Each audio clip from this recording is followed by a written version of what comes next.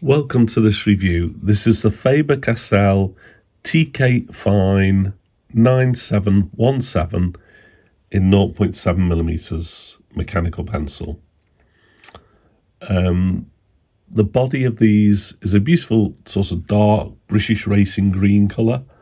Yeah, looks lovely. It is a plastic body, not metal. There's no knurling, there's just this hexagonal part where you grip it. The rest of the body is round, and as I say, it's made of plastic. The clip is metal, as is the push button at the top.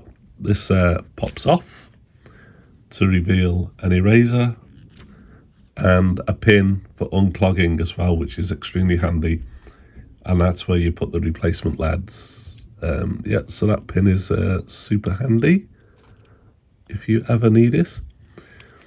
They come in different thicknesses, 0.5, 1, 0.35 I think. The caps are different colours, and the range begin 971, and then the 7 on the end indicates 0.7mm, and there's different numbers for the different sizes. The front is well designed, nice shape. Lead advance is a good solid click. Feels very good mechanically. Yeah, and let's yeah, it writes lovely. The lead is very strong on these. It's still an HB lead, but